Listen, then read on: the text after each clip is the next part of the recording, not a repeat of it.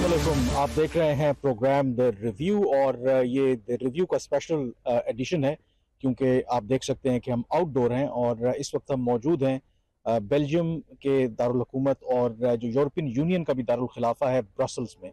Brussels में हम क्यों आए हैं? ये एक ग्रुप आया है पाकिस्तानी सहाफ़ियों का on the invitation of European union या जो यूरोपियन एक्सटर्नल सर्विस है या जो उनका वजारत खारजा है।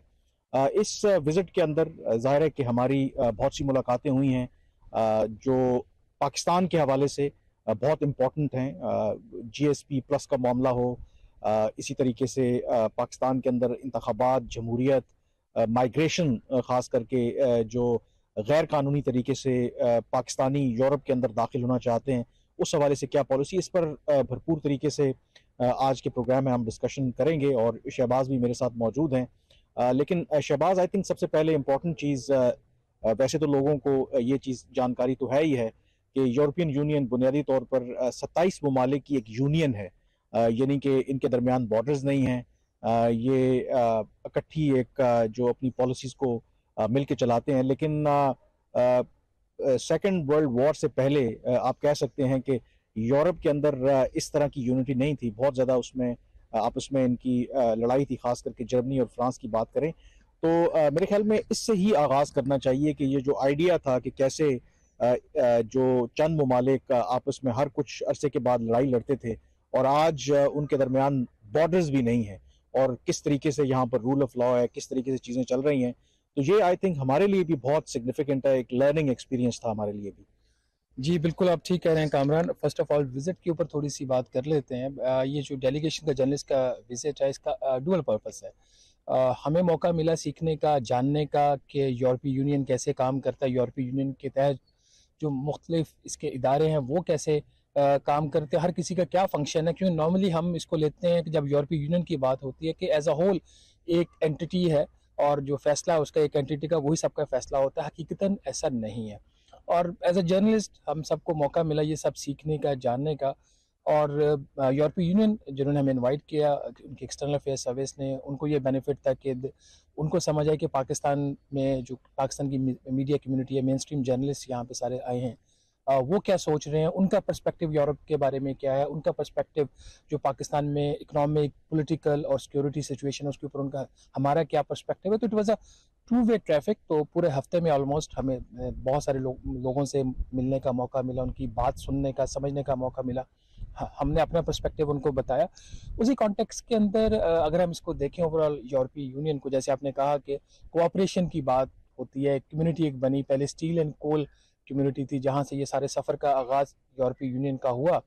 तो इनका इसका कुछ कॉमन स्ट्रक्चर, जैसा कि मेरे लिए भी एक लर्निंग था, हालांकि हमने जब चीज़ पढ़ते हैं और सुनते हैं उसमें काफ़ी फ़र्क होता है। स्ट्रक्चर इसका कुछ ऐसा है कि यूरोपियन कमीशन है, it's kind of a bureaucratic structure जिस तरह पाकिस्तान में है। यूरोपियन कमीशन के बाद एक द EU काउंसिल है और फिर एक काउंसिल ऑफ द यूरोपीय यूनियन है। जो EU काउंसिल है उसमें जो हेड ऑफ द स्टेट्स होते हैं, हेड ऑफ द गवर्नमेंट्स, जो 27 मेंबर्स हैं वो बैठते हैं, वो पॉलिसी अपनी जो ऑब्जेक्टिव्स हैं, वो डायरेक्शंस हैं वो देते हैं। The council of the EU जो वो जिसमें उनके मिनिस्टर्स बैठते हैं, हर रेलिवेंट फील्ड का मिनिस्टर, अगर ट्रांसपोर्ट का इशू है, अगर फॉरेन पॉलिसी का इशू है, उस फील्ड के जो मिनिस्टर्स होंगे वो बैठ के वहाँ पे फैसला करते हैं। फिर उन सब से ऊपर फिर यूरोपियन पार्लियामेंट है, it's like a parliament in Pakistan.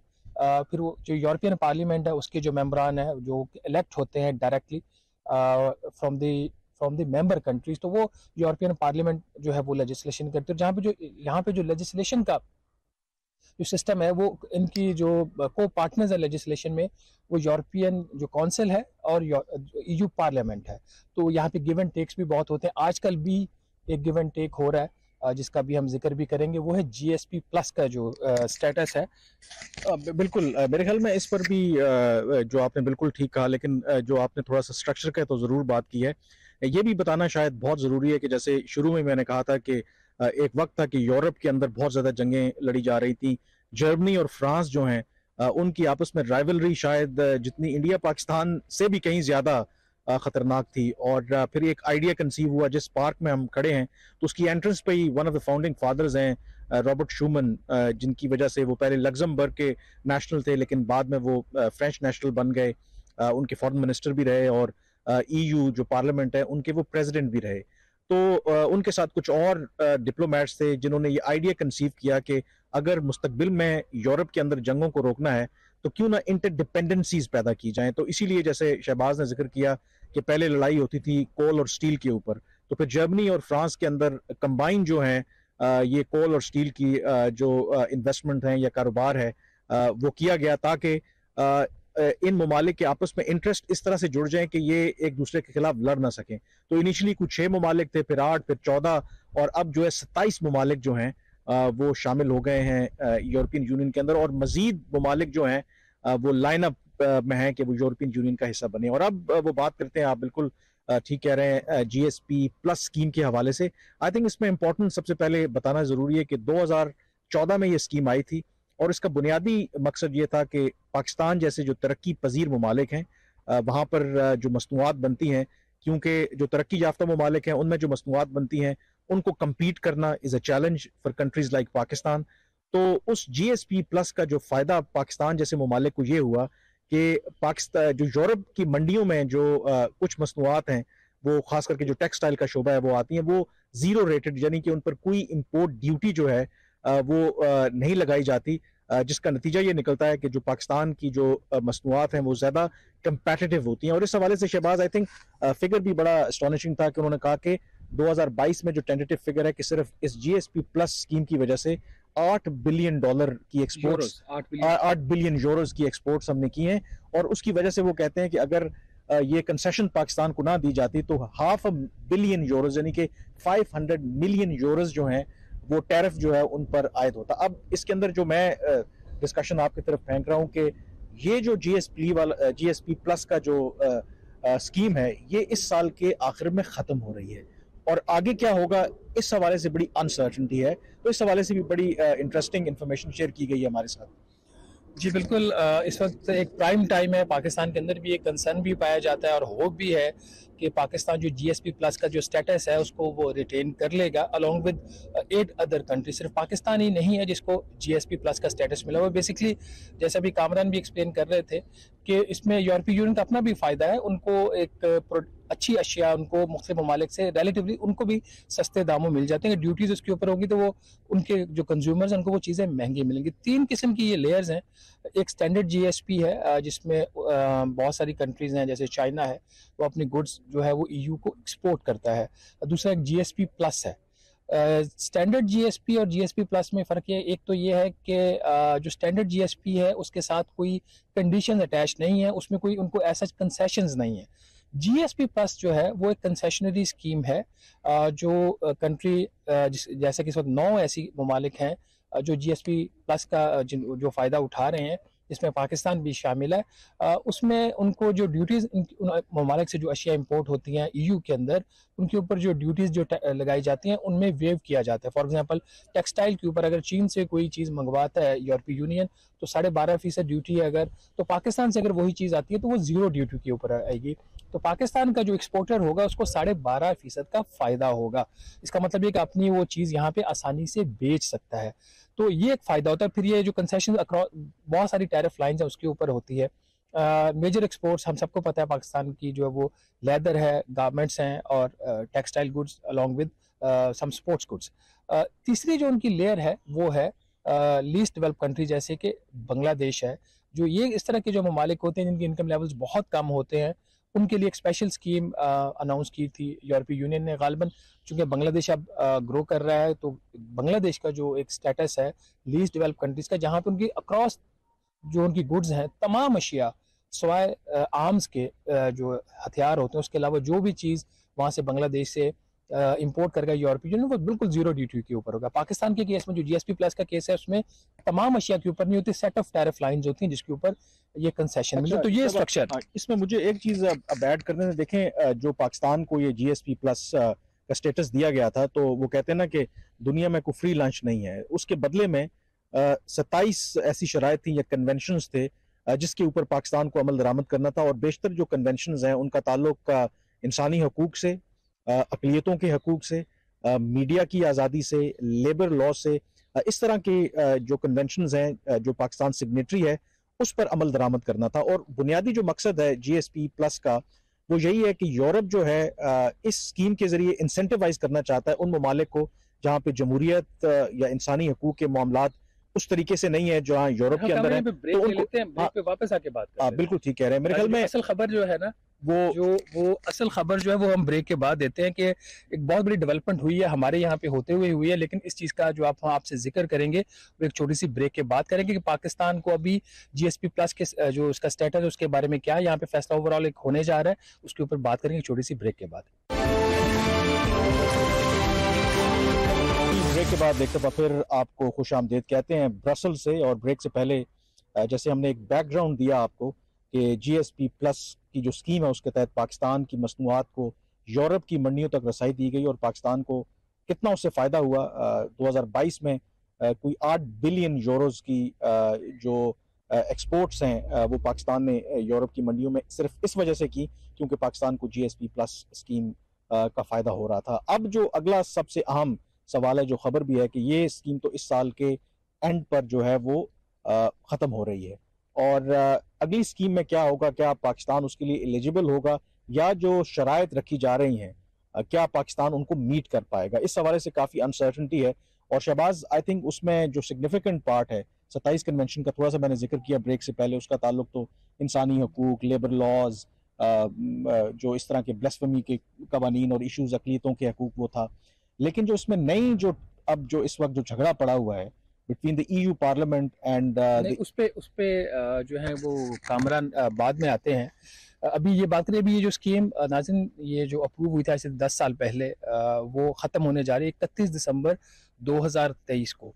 जो सबसे बड़ी डेवलपमेंट हुई है इस हफ्ते वो ये हुई है कि यूरोपियन कमीशन, जो कि यहाँ पे एक उनका ब्यूरोक्रेटिक स्ट्रक्चर है, यूरोपियन कमीशन ने इस स्कीम के अंदर 4 साल की जो है एक्सटेंशन जो है उसकी तजवीज़ दे दी है, जिसका इतलाक अगर वो मंजूर हो जाती है तमाम ममालिक पाकिस्तान समेत होगा। ये एक्सटेंशन क्यों दी जा रही है? क्योंकि इस वक्त जो यूरोपियन पार्लियामेंट है उसकी मुद्दत अगले साल ख़त्म होने जा रही है और इस वक्त जो लेजिस्लेशन है वो इनका एक हैवी एजेंडा है और कुछ झगड़े हैं कि अगली स्कीम जो है अगला लॉ है जिसके तहत नया फिर एक GSP प्लस स्टेटस मिलेगा तमाम ममालिक को, जिसके ऊपर भी अभी बात करेंगे। वो जो स्कीम है उसका स्ट्रक्चर क्या होगा उसके ऊपर एक काफ़ी इंटरनल यहाँ पे पॉलिसी डिफरेंसेस हैं। यूरोपियन कमीशन ने अब 4 साल की एक्सटेंशन दी है, मौजूदा स्कीम में प्रपोज किया है, ये तजवीज़ है। अब जैसा कि अब हम आपको पहले जो एक्सप्लेन कर रहे थे, अब आपको बात थोड़ी सी आप अगर उसको कनेक्ट करें पिछले पार्ट के साथ ब्रेक से पहले, यूरोपियन कमीशन की ये जो तजवीज़ है ये जो EU काउंसिल है और EU पार्लियामेंट है उसके सामने रखी जाएगी। अब काउंसिल जो कि हुकूमतों को नुमाइंदगी करती है, ये जो यूरोपीय यूनियन के ममालिक हैं उनकी नुमाइंदगी करती है, और जो पार्लियामेंट जो अवाम की नुमाइंदगी करती है यहाँ पे, उन दोनों के दरमियान इस वक्त बहस व मुबाहिसा हो रहा है कि जी ये जो स्कीम 4 साल की अब तजवीज़ है इसके ऊपर कितनी इसको एक्सटेंशन 4 साल ही देनी है, 2 साल देनी है, 1 साल देनी है या कितनी देनी है। इसी ये जो प्रपोजल है 4 साल की एक्सटेंशन का, उसके अंदर एक क्लॉज ये भी है कि ये जो एक्सटेंशन है ये अगर 4 साल की होती भी है तो अगर नई स्कीम के ऊपर तय पा जाता है कोई मामला यूरोपियन पार्लियामेंट का, तो वो फिर ये एक्सटेंशन ख़त्म हो जाएगी और नई स्कीम जो है उसके ऊपर अमल दरामद शुरू हो जाएगा। लेकिन असल कैच नाजरीन यही है, क्योंकि जो नई स्कीम है वो मौजूदा स्कीम की तरह की नहीं होगी, वो काफ़ी सख्त होगी। और शहबाज बिल्कुल आई थिंक उससे पहले ये तो सबसे पहले ये भी बताना ज़रूरी है कि आखिर यूरोपियन कमीशन को क्यों ज़रूरत पड़ी कि वो 4 साल की जो मौजूदा स्कीम है उसको एक्सटेंशन की बात करें, क्योंकि ये तो टाइम फ्रेम सबको पता था कि ये जो स्कीम है ये साल के एंड पे ख़त्म हो जाएगी। उसकी वजह ये है कि इस वक्त शदीद इख्तलाफात हैं, जो जैसे आपने जिक्र किया कि जो यूरोपीय ममालिक की हुकूमतें हैं वो नई शराइत आयद करना चाहती हैं इस जो अगला जो प्रोग्राम है, और जो यूरोपियन पार्लियामेंट है वो जो है वो समझते हैं कि कुछ ऐसी जो शराइत हैं जिनका ट्रेड से ताल्लुक नहीं होना चाहिए। मसलन एक जो माइग्रेशन वाला मामला है यूरोप के अंदर इस वक्त बहुत ज़्यादा इस मामले पर शोर है, और क्योंकि डिफरेंसेस की वजह से नई स्कीम के ऊपर एग्रीमेंट नहीं हुआ तो इसलिए प्रपोजल 4 साल की एक्सटेंशन का मौजूदा उसको दिया गया है। तो ये भी एक इंपॉर्टेंट आई थिंक एस्पेक्ट है। और जो डिफरेंसेस की बात है इस पे मजीद भी आप रोशनी डालें। सबसे बड़ा इशू माइग्रेशन का है और आई थिंक वो पाकिस्तान के लिए भी इट्स अ सिग्निफिकेंट थिंग।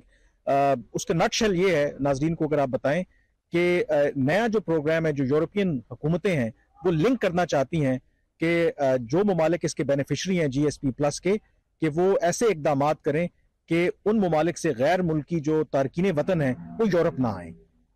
जी बिल्कुल, दो बड़े इश्यूज इसके अंदर हैं।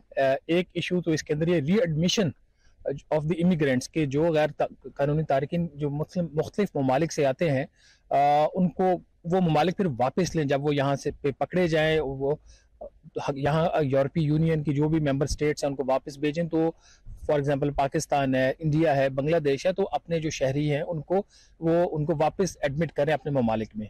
यहाँ पे काफ़ी इश्यूज हैं, उनको एडमिट नहीं किया जाता। बहुत सारे केसेस में डॉक्यूमेंट्स नहीं होते। वो कंट्री जो होस्ट कंट्री होती है वो कहती जी कि हमारा शहरी नहीं, अगर है तो उसमें कुछ और इश्यूज आ जाते हैं। तो इस पे काफ़ी शदीद किस्म की एक पोजीशन ले ली है यूरोपियन काउंसिल ने। यूरोपियन काउंसिल का ये ख्याल है कि ये जो रीएडमिशन जब तक नहीं होगा तब तक जो है वो जो GSP प्लस का स्टेटस जो अगले वाला होगा वो नहीं दिया जाएगा। अगर दिया भी जाता है तो अगर कोई मुल्क जो है वो अपने रीएडमिशन पॉलिसी पे अमल नहीं करता यूरोपीय यूनियन के साथ, तो उसका जो स्टेटस है वो सस्पेंड कर दिया जाएगा। दूसरी चीज़ जो इसके साथ जुड़ी हुई है और बहुत ही इंपॉर्टेंट है, और गालबन इसका कुछ जो हमारे ज़राए यहाँ पे हमें कुछ लोगों से बात भी हुई, हमें ब्रीफिंग्स भी दी गई, कुछ कंसर्न्स पाए जाते हैं पाकिस्तान के अंदर। वो चीज़ ये है कि प्लान ऑफ एक्शन, नाज़रीन आपको याद होगा फाइनेंशियल एक्शन टास्क फोर्स का एक प्लान ऑफ एक्शन था कि हमने उनके 27 पॉइंट का एक एजेंडा में दिया गया था कि अगर आपने ग्रे लिस्ट से निकलना है तो आपको एक प्लान ऑफ एक्शन पे अमल दरामद करना होगा, फिर उसका क्वार्टरली उसके या बाय एनुअली उसके रिव्यूज होते थे। कुछ इसी किस्म की सूरत हाल होने जा रही है GSP प्लस के स्टेटस के साथ। अब यहाँ पे ये बात जहन में रखी जाए कि GSP प्लस जो स्टेटस, ये स्टेटस जो पाकिस्तान का हक नहीं है, ये यूरोपीय यूनियन की तरफ से एक जो है वो कंसेशन दी जाती है। तो जब कोई मुल्क कंसेशन देता है तो वो फिर उसके साथ शराइत भी रखता है। अगर हुकूमत पाकिस्तान समझती है कि उसको किसी किस्म की शराइत के ऊपर उसको एतराज़ है तो उसके पास ये राइट है कि वो ना अप्लाई करे नई स्कीम के लिए, लेकिन अगर वो अप्लाई करेंगे तो फिर ये शराइत मानना पड़ेंगे, जिसमें जो प्लान ऑफ एक्शन है ये बहुत ही एक अहम डॉक्यूमेंट होगा, ये पब्लिक डॉक्यूमेंट होगा और prior commitments government of Pakistan और बाकी 8 ममालिक को देनी पड़ेंगी कि ये प्लान ऑफ एक्शन है, हम इन जो एरियाज हैं इसमें इम्प्रूवमेंट लेके आएंगे। तो ये एक अब डिबेट यहाँ पे हो रही है प्लान ऑफ एक्शन के ऊपर, जो हमें बताया जा रहा है कि यहाँ पे हुकूमत के कुछ कंसर्न्स हैं हुकूमत पाकिस्तान के, उसको भी देखा जा रहा है। लेकिन कामरान ये तो अगली स्कीम की बात होगी। अभी ये जो मौजूदा स्कीम चल रही है इसका आपको पता है कि रिव्यू भी हुआ, इसकी एक रिव्यू रिपोर्ट भी एक आनी है। This is a very interesting topic. राजिन, पिछले साल एक यूरोपीय यूनियन ने अपना एक स्टडी विजिट, उन्होंने एक मॉनिटरिंग मिशन पाकिस्तान भेजा था। उस मॉनिटरिंग मिशन की जो रिपोर्ट थी वो फरवरी मार्च इस साल में रिलीज़ होना थी, तो वो मुख्तलिफ वजूहात की वजह से वो रिपोर्ट रिलीज़ नहीं हुई। अब हम आपको ये बताने जा रहे हैं कि वो जो रिपोर्ट है वो सितंबर 2023 में उसको रिलीज़ यूरोपीय यूनियन कर देगा।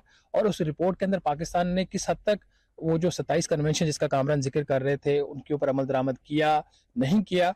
और उसमें एक बहुत ही इंपॉर्टेंट जो चीज़ है वो ये कि उसके अंदर एडिशनल नई इन्फॉर्मेशन भी ऐड की जाएगी।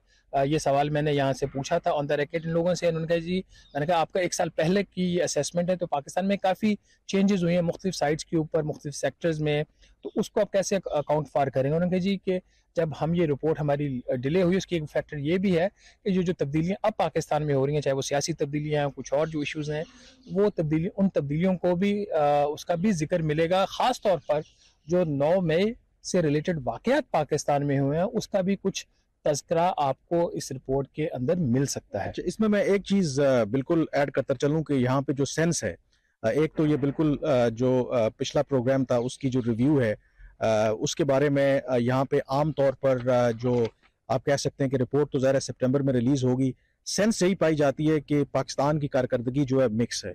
इंसानी हकूक़ के हवाले से, फ्रीडम ऑफ एक्सप्रेशन के हवाले से यहाँ पर बहुत ज़्यादा एक कंसर्न पाया जाता है। ख़ास करके शहबाज ने जैसे जिक्र किया कि 1.5 साल के अंदर और 9 मई के वाक़यात के बाद इन मामलात के ऊपर भी यूरोप के अंदर कंसर्न पाया जाता है। लेकिन जो अगला, जैसे शहबाज ने जिक्र किया कि अब एक नए प्लान ऑफ एक्शन की भी बात हो रही है, अभी तक ये है कि फेस सेविंग पाकिस्तान जैसे मुल्कों के लिए इसलिए हो गई क्योंकि जो यूरोपियन पार्लियामेंट है इस वक्त ऐसी जमातों का आप कह सकते हैं कि अक्सरियत है जो इंसानी हकूक़ या जिनका नुक्ता नज़र जो गैर मुल्की तारकीन वतन है उनके बारे में ज़रा नरम गोशा है।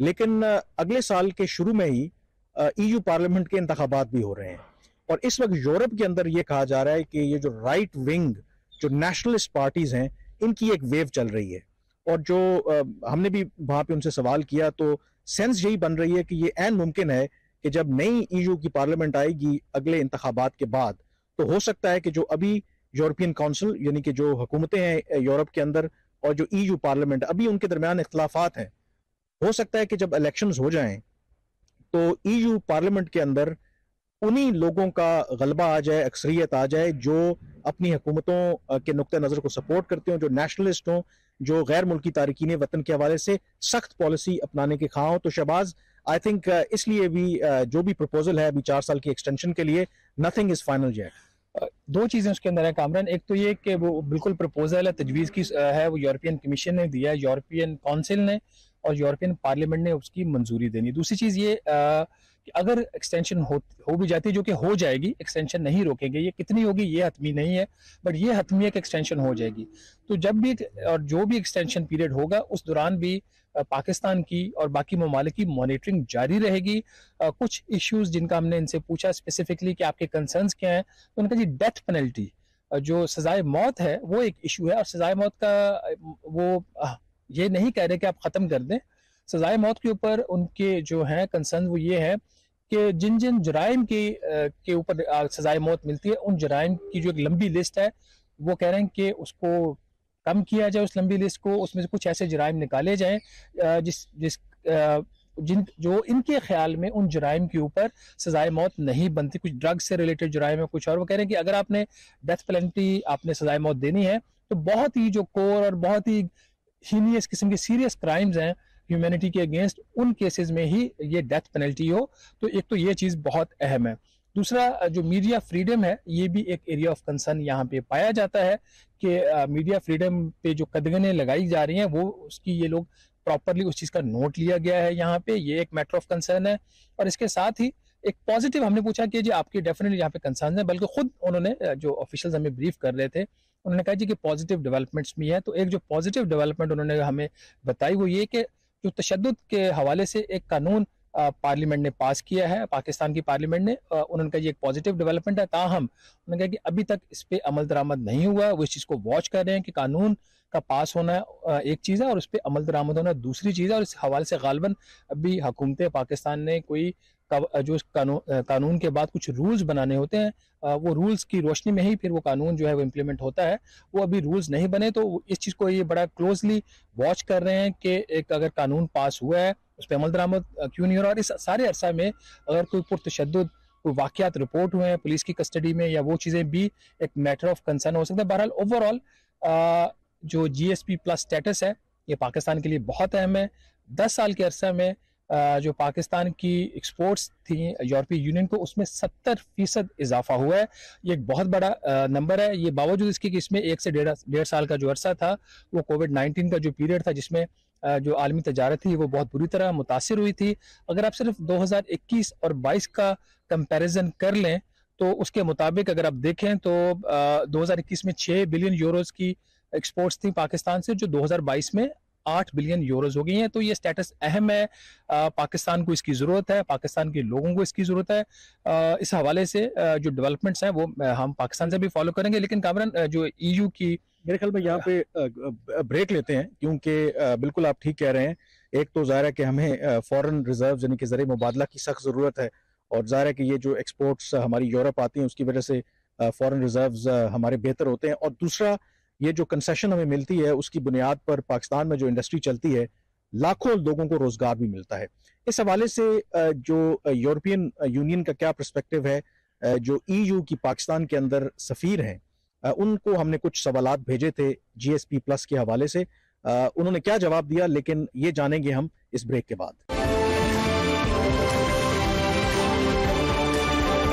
ब्रेक के बाद एक दफ़ा फिर आपको खुश आमदेद कहते हैं। ये द रिव्यू का स्पेशल एडिशन आप देख रहे हैं ब्रसल्स से। ब्रेक से पहले हम जैसे GSP+ स्टेटस के हवाले से बात कर रहे थे, तो इस सिलसिले में हमने जो यूरोपियन यूनियन की पाकिस्तान के अंदर सफ़ीर हैं उनसे बात की थी, और उनसे ये हमने पूछा था कि इस वक्त करंट स्टेटस है क्या जो GSP+ का है, और क्या आपके ख्याल में ये जो यूरोपियन कमीशन की तजवीज़ है कि मौजूदा जो GSP प्लस स्कीम है इसको 4 साल के लिए एक्सटेंड कर दिया जाए, तो क्या यूरोपियन पार्लियामेंट जो है वो इसको एंडोर्स करेगी? The proposed extension of the current regulation for GSP Plus in effect means no change for Pakistan at the moment.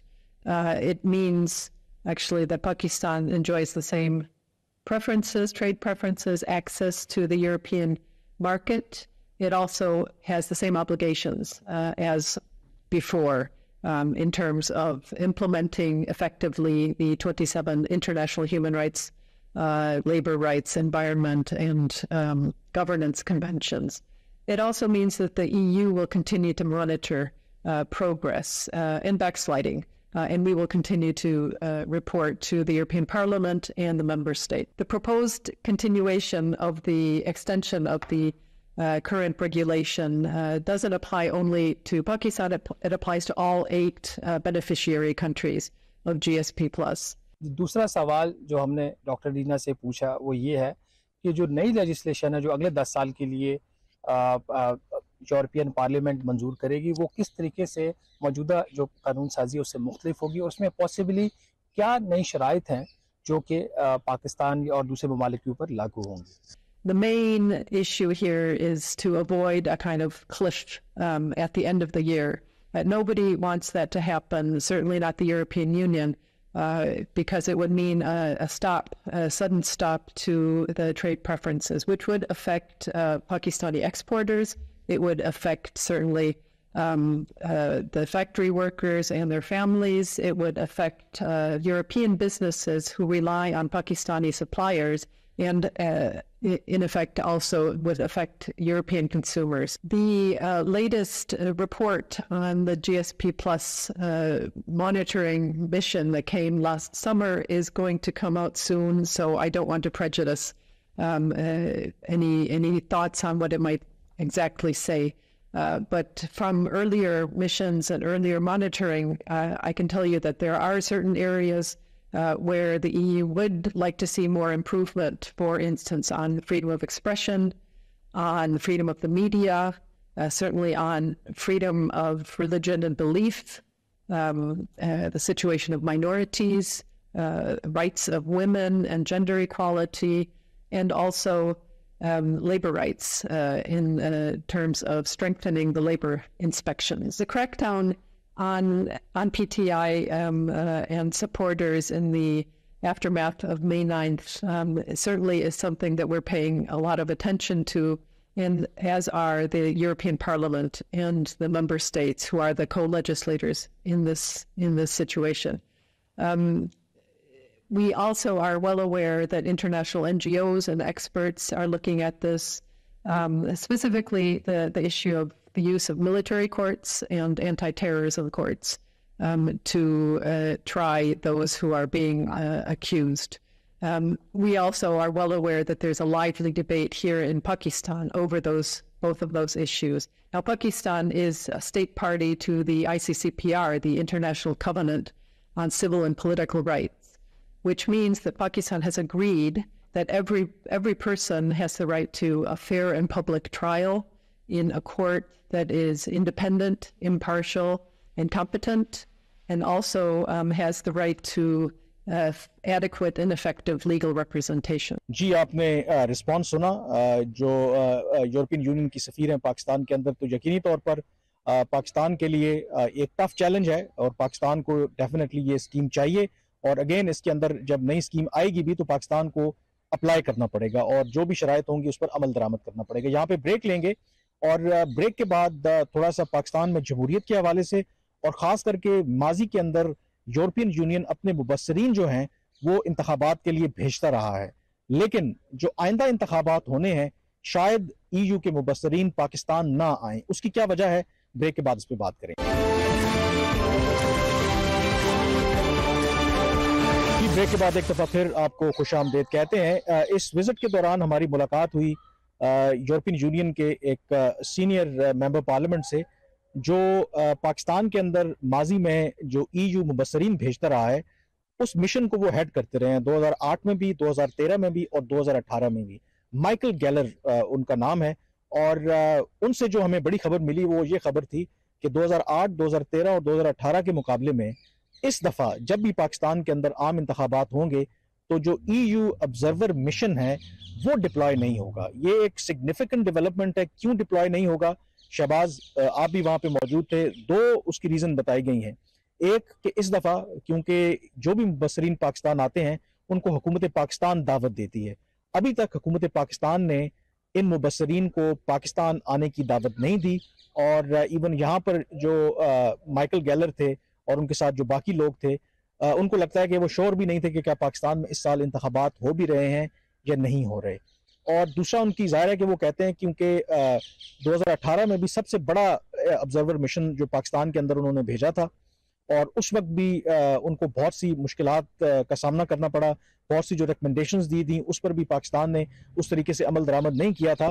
तो शहबाज, ये एक आई थिंक सिग्निफिकेंट डेवलपमेंट है कि माजी में वो कहते हैं कि पाकिस्तान की हुकूमत की तरफ से दावतनामा 6 महीने पहले आ जाता है। इनफैक्ट तैयारी के लिए काफ़ी टाइम चाहिए होता है, क्योंकि माजी में जब भी डिप्लॉय हुआ तो 6-8 हफ्ते पहले, इलेक्शन से पहले, ये EU ऑब्जर्वर मिशन पाकिस्तान आ जाते थे। लेकिन इस दफ़ा कोई पाकिस्तान को दावतनामा, पाकिस्तान की तरफ से दावतनामा मौसूल नहीं हुआ और इसलिए EU ने फैसला किया है कि वो अपने मुबसरीन नहीं भेजेंगे।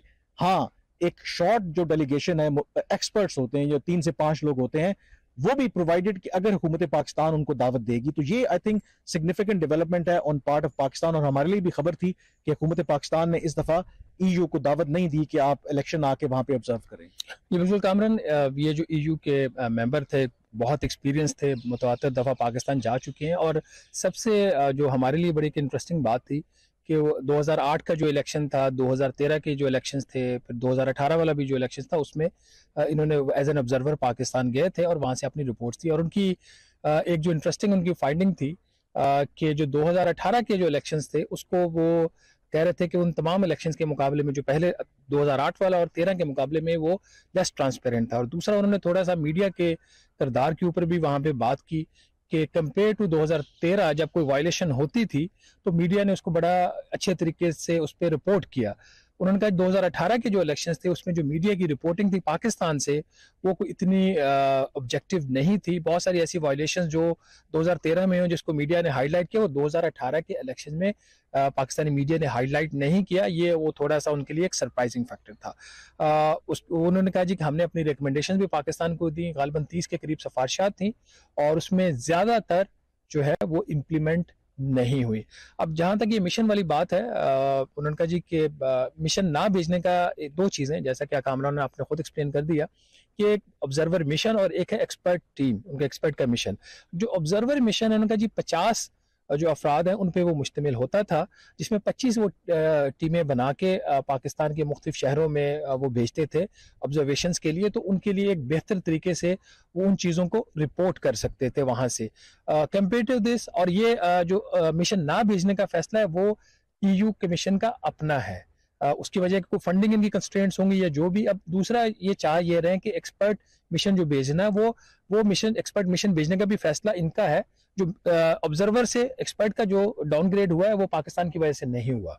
इसमें जो चीज़ इंपॉर्टेंट है, जो फैक्टर रोल प्ले कर सकता है, वो ये है कि पाकिस्तान एक्सपर्ट टीम को भी दावत देता है या नहीं। यहाँ से जो पाकिस्तान की जो उसके ऊपर क्या वो ट्रांसपेरेंट चाहेगा इलेक्शंस होना और फिर ट्रांसपेरेंटली उनको मॉनिटर होना, ये दो बहुत अहम सवाल है। इसमें एक जो चीज़ बिल्कुल आपने ठीक कहा कि फैसला इनका इंटरनल था कि इस दफ़ा भेजना नहीं है हमने अपने ऑब्जर्वर जो मिशन है। उसकी एक वजह पास्ट में उन्होंने कहा कि 2018 में भी काफ़ी मुश्किलात पेश आई जब इवन के डिलेड वीज़ाज इशू किए गए EU मुबसरीन को, और भी रुकावटें डाली गई।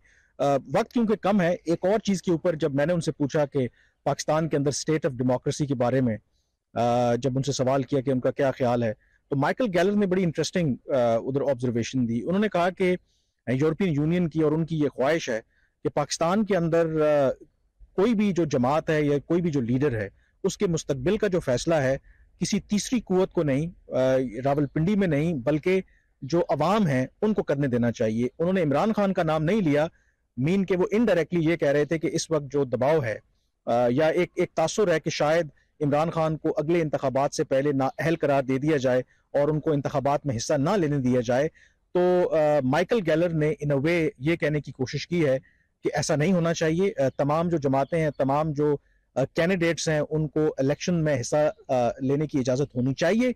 और उन्होंने ये भी कहा कि 2008, 2013 और 2018 में उन्होंने जो क्लोजली ऑब्जर्व किया, कहीं ना कहीं जो मिलिट्री एस्टैब्लिशमेंट थी उनका एक कोशिश रही कि एक सर्टन पार्टी जीते। जैसे 2018 में उन्होंने कहा कि उन्होंने ये नोट किया कि वो चाहते थे कि शायद तहरीक इंसाफ जो है वो इक़्तिदार में आए, और लेकिन उन्होंने कहा कि at the end of the day जो अवाम है, आई थिंक उन पर छोड़ देना चाहिए और दे आर सेंसिबल।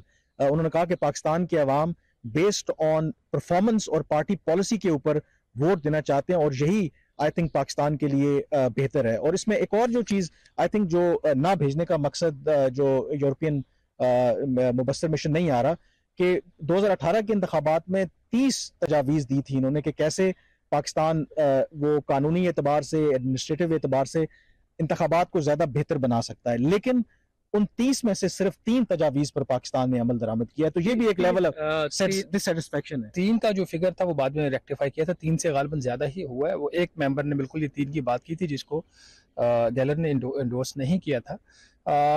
दूसरी जो चीज़ इंपॉर्टेंट इस मीटिंग के दौरान जो हमें नाज़िर हमारे सामने आई वो ये कि थी कि यूरोपीय यूनियन श्योर नहीं है, उसको इस बात का हतमी तौर पर यूरोपीय यूनियन नहीं कह सकता कि पाकिस्तान में आया वक्त पर इंतखाबात होंगे या नहीं होंगे। इस हवाले से वो काफ़ी अनसर्टेनिटी पाई जाती है यहाँ पे, और इन अ वे एक किस्म का ये यहाँ पे कंसर्न भी है कि क्या पाकिस्तान में इंतखाबात जो है वो अपने वक्त पर होंगे या नहीं होंगे, एक सवालिया निशान है। अब आई होप कि हुकूमत पाकिस्तान इस हवाले से अपना जो भी एक लाहेअमल है वो अनाउंस करेगी और वक्त पर ये इंतखाबात होंगे। बहरहाल कामरान, मेरा ख्याल है कि आज के प्रोग्राम से इतना ही इजाज़त। आपने वो जो आम इंतखाबात की आपने बात की, तो इवन वो हमसे भी बड़े क्यूरियस थे, यही पूछना चाह रहे थे कि क्या इंतखाबात होंगे या नहीं होंगे।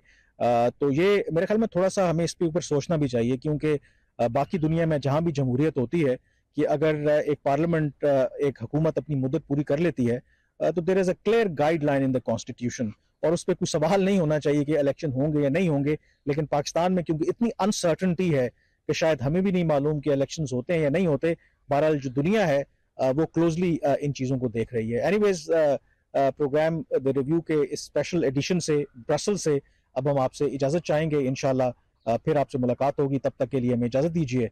अल्लाह हाफिज़।